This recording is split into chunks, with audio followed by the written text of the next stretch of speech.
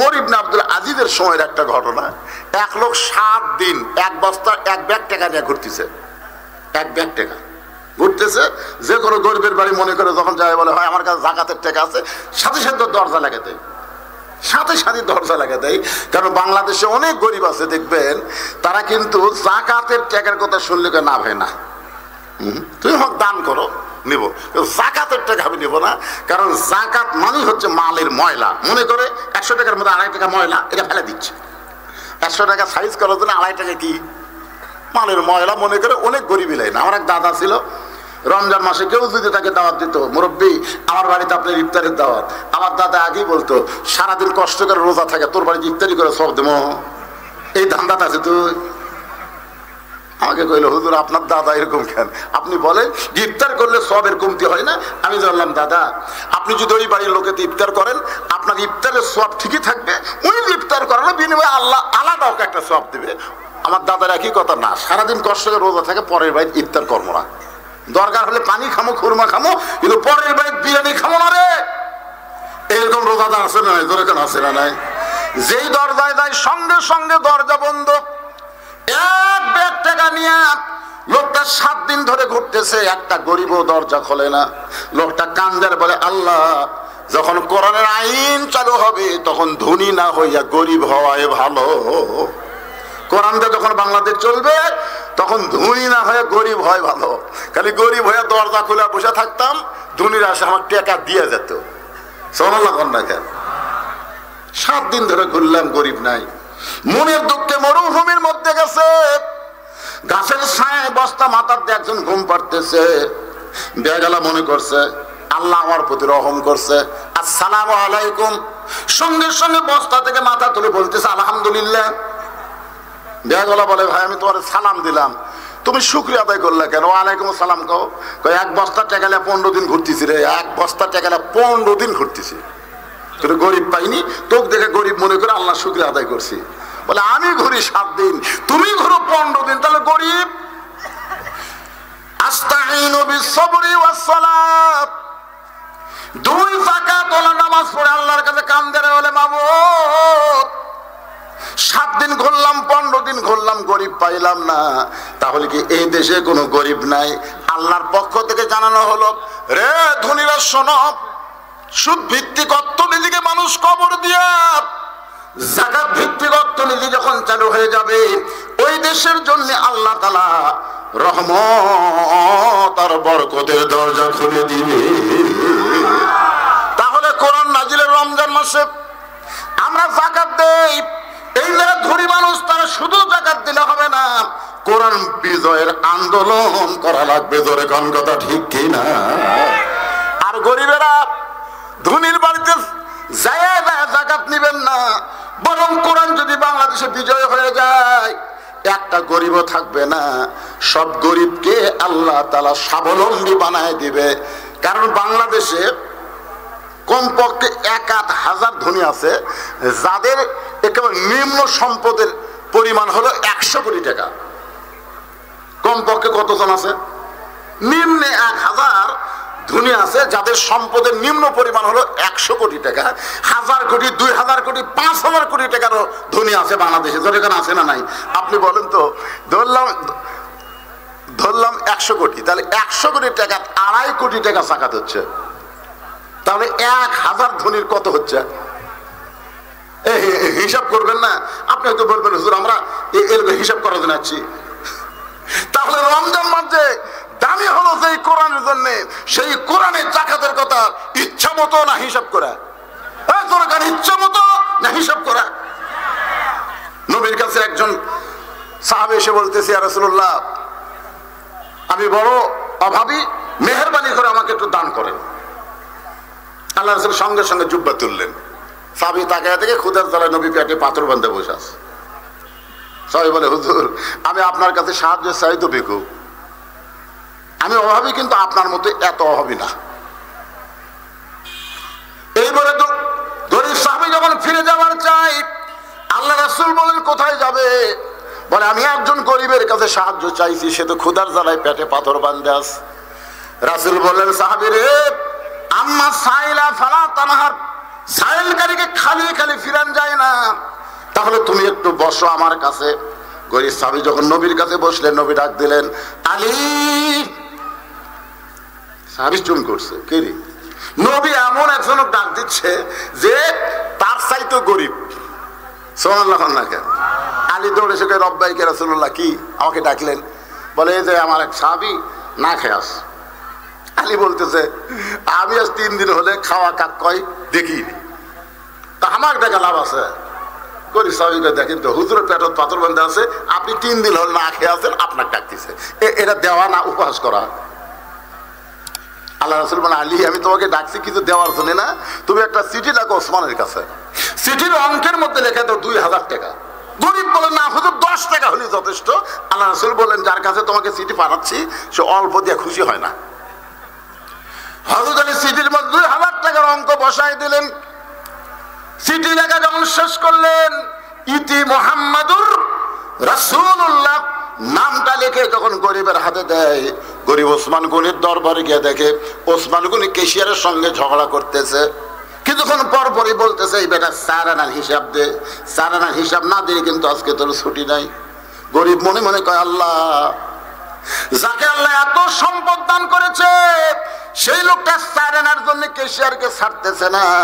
ক্যাশিয়ারের কপাল ঘেমে ঘাম টপ টপ করে পড়তেছে। গরিব মনে করে এর মতন কৃপণ মানুষ দুনিয়াতে দেখি নাই। নবীর কাছে গিয়ে বলে, রাসূলুল্লাহ আপনি দিবার পারবেন না ঠিক আছে, কিন্তু এমন কৃপণের কাছে কেন পাঠালেন? রাসূল বলেন, তুমি কি চিঠি দিছো? বলে, দেওয়ার পরিবেশ পাই নাই। আল্লাহ নবী বলে, আবার যাও। এবার গরিব নবীর কথা মতো ওসমানের দরবারে এসে দেখে ক্যাশিয়ারের কপাল ঘাম টপ টপ করে পড়তেছে। আর ওসমান গনি কিছুক্ষণ পরেই বলতেছে, বেটা 4 আনার হিসাব দে। এত হিসাব করি 4 আনা কোথায় গেল? 4 আনার হিসাব দে। গরিব মনে মনে কয় 1-8 ঘন্টা হলে যে লোকটা 4 আনার জন্য ক্যাশিয়ারকে ছাড়ে না ও কোনোদিন গরিবকে দান করবে না। মনের দুঃখে যখন রাস্তা দিয়ে পলাবার চায়, কারণ নবীর কাছে আসলে নবী আবার পাঠায় দিবে, দরকার নাই। না খায়া বসা থাকা যায়, কিন্তু না খায়া বারবার ঘোরা যায়। যখন পলাবার চাচ্ছে গোপন পথ, রাস্তার মাথায় হযরত আলী দাঁড়ায় আছে। হযরত আলী বলে, ভাইজান, আমার হাসান হোসেন 2 দিন হলে কোনো কিছুই খাই নাই। আমি তোমার কাছে দান চাই না, সদকা চাই না। আমি তো তোমার চিঠি লিখে দিলাম, এই চিঠি লেখার বিনিময়ে মুহুরি হিসাবে তুমি আমাকে 2টা দিরহাম হাদিয়া দাও। কয়টা? কি হিসাবে? মুহুরি। মুহুরি চিঠি যে লিখে দিলাম। গরিব কামদার বলে, আলী ভাই, যে চিঠি লিখছেন সেই এখন আমার পকেটে আছে। আলী বলতেছেন, এই চিঠি তোমার পকেটে কেন? তুমি কি ওসমানকে দেওনি? বলে, দেওয়ার মতন পরিবেশ পাইনি। বলে, আবার যাও। তুমি কি মনে করো নবী কোনো কাজ করে নিজের ইচ্ছায়? আল্লাহ কোরআনে বলেছেন, মা ইয়ান্তিকু আনিল হাওয়া ইন হুয়া ইল্লা ওয়াহয়ুন ইউহা। আল্লাহু আকবার। হযরত আলীর গরম দেখে গরিব ওসমান গনির দরবারে গেছে। ওসমান গনি আর ক্যাশিয়ার দুইজনে আল্লাহর শুকরিয়া আদায় করতেছে, কারণ 4 আনার হিসাব মিলে গেছে। আপনারা বলেন তো, ওসমান গনি 4 আনার জন্য ক্যাশিয়ারকে এত জবরদস্তি করার কারণ হলো ওসমান গনি ধনী হওয়ার কারণে তাকে হিসাব করে করে দান জাকাত দেওয়া লাগবে। হিসাব করতে গিয়ে 4 আনাকেও ছাড় দেওয়া যাবে না। শতকরা 8 টাকা জাকাত আপনার পয়েন্টে পয়েন্টে হিসাব করে দেওয়া লাগবে। ইচ্ছা মতো 1 থাবা জাকাত দিলেন, আপনার জাকাত হবে না, ওটা দান হবে। আর জাকাত আদায় করবার গেলে আপনার বাড়তি সম্পদের হিসাব করা লাগবে। আমার কথা কি বুঝতে পারছেন? বাংলাদেশে অনেকে, আমার বগুড়াতে দেখছি এক দোকানে লেখা আছে, এখানে জাকাতের শাড়ি লুঙ্গি পাওয়া যায়। আপনারা বলেন তো, জাকাতের শাড়ি লুঙ্গি যদি 1 কোটিও শাড়ি লুঙ্গি কেউ দান করে, 1 টাকাও জাকাত আদায় হবে না। আমি ওই দোকানদারকে বললাম, কে রে ভাই, এই জাকাতের শাড়ি লুঙ্গি মানে কি? কয়, হুজুর বোঝেন না, গরিব মানুষের জন্য যেমন তেমন, যেমন তেমন 2 দোয়া দিলেই ভিতরে কি আছে বাইরে থেকে দেখা যাবে। কি আপনারা বলেন তো, কোন মানুষকে যে আপনি কোন জিনিস দিবেন, আল্লাহ কোরআনে কি বলেছেন? লান তানালুল বিররা হাত্তা তুনফিকু মিম্মা তুহিব্বুন। আল্লাহ রাস্তায় কাউকে যদি দিবার চাও, তুমি যেমন মহব্বত করো তেমন মহব্বতের জিনিসটাই তাকে দিয়ে দাও। জোরে কোন সুবহানাল্লাহ। তাহলে তুমি একটা গরিবকে জাকাতের লুঙ্গি দিব, মানে লুঙ্গির নামে জাকাতের লুঙ্গি, এগুলা সব আল্লাহর সাথে উপহাস করা। জোরে কোন কি করা? আল্লাহর সাথে উপহাস করা। একটু মনোযোগ দিয়ে শোনেন। এবার গরিব ওসমান গনিকে চিঠিখানা যেই মাত্র দেয়, ওসমান গনি চিঠি দেখার সাথে সাথেই ভাইজান সুমা খায় বলতে, চিঠি কে পাঠাইছে?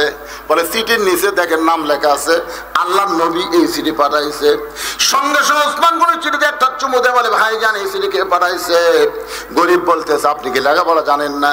চিঠির নিচে আল্লাহর নবীর নাম লেখা আছে, এই চিঠি আল্লাহর নবী পাঠাই দিয়েছে। সঙ্গে সঙ্গে ওসমান গনি চিঠিতে একটা চুমু দেয়, বলে ভাইজান এই চিঠি কে পাঠাইছে? গরিব মনে মনে চিন্তা করে, চিঠির মধ্যে 2000 টাকার অঙ্ক দেখে ওসমানের মাথা নষ্ট। যেই বেটা স্যারের জন্য কেশরকে ছাড়ে না, সেই বেটা 2000 টাকার অঙ্ক দেখে মাথা খারাপ হয়ে গেছে। বলে আল্লাহর নবী এই চিঠি পাঠাইছে। ওসমান গনি চুমাতে বলে, ভাইজান এই চিঠি কে পাঠাইছে? গরিব বলতেছে, রে কিরকম তোর কাছে আমার টাকার দরকার নাই।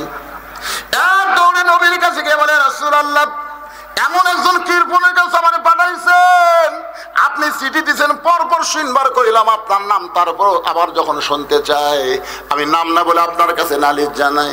রাসূল কান্দে বলে, সাহাবী রে, আমার ওসমান তো এমন হওয়ার কথা না। ওসমান কাছে আইছে, হুজুর আচ্ছা আল্লাহ তোমাকে কত সম্পদ দিয়েছে, তোমার হিসাব আছে?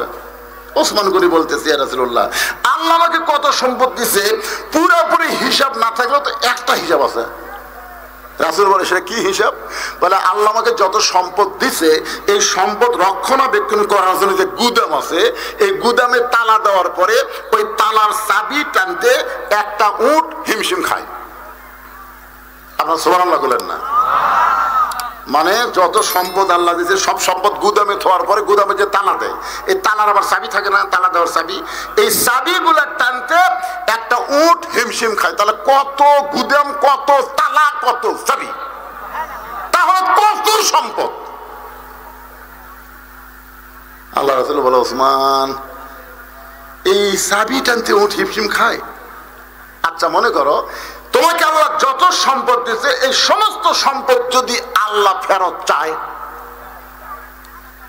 তাহলে তুমি কি করবা? এই কথা শোনার সঙ্গে সঙ্গে ওসমান গনি মারলেন দৌড়। আবু বকর বলে, রাসূলুল্লাহ ওসমান গনি কেন দৌড় মারলেন? ওমর ফারুক বলে, ইয়া রাসূলুল্লাহ ওসমান গনি এই কথা শুনে কেন দৌড় মারলেন? আলী বলতেছে, আমার মনে হয় এত দানের কথা শুনে আল্লাহ চাই, এটা শুনে ভয় পাচ্ছে। রাসূল বলে, আলী ইচ্ছা মতো কোনো কথা বলো না, কথা বলতে হবে মুসলমানের তদন্ত করে। জোরে কোন কথা ঠিক কিনা? সাহাবায়ে নবীর সঙ্গে এরকম কথা যখন চলতেছে, এমন সময় চাবি বহনকারী উট ওসমান গনি ধরে নবীর কাছে এসে বলতেছে, ইয়া রাসূলুল্লাহ শুধু গুদাম না, গুদামের সম্পদ না, গুদামের তালা না, গুদামের চাবি বহনকারী উটটাও পর্যন্ত আল্লাহকে দিয়ে দিলাম। সঙ্গে সঙ্গে রাসূল বসে গেলেন। রাসূল মাটিতে বসে আসমানের দিকে বারবার তাকায়, আল্লাহ তোমার ওসমান গোল্ডেন এ প্লাস পাইছে, সব কিছু চাহিদা মাত্র আর বাহককে দিবার চাই। আমি এখন তোমার কাছে জানতে চাই, ওসমানকে তুমি কি দিবা? ওসমানকে তুমি কি দিবা? রাসূল ওসমানকে কাছে ডেকে বুকের মধ্যে জাপটে ধরে কপালে একটা চুমু দিয়ে বলেন, বাবা সবই যদি চাহিদা মাত্র আল্লাহকে দিয়ে দাও, তাহলে তোমার জন্য তুমি কি রাখছো বাবা? তোমার জন্য তুমি কি রাখলে? ওসমান আঙ্গুল দিয়ে আসমানের দিকে দেখায় আর নবীর কপালে একটা হাত রাখে। আমার জন্য দুইটাই যথেষ্ট, একটা হলো আল্লাহ আর একটা হলো নবী। আল্লাহ নবী যদি ওসমানের থাকে, ওসমানের দুনিয়ার আর কিছু দরকার নাই।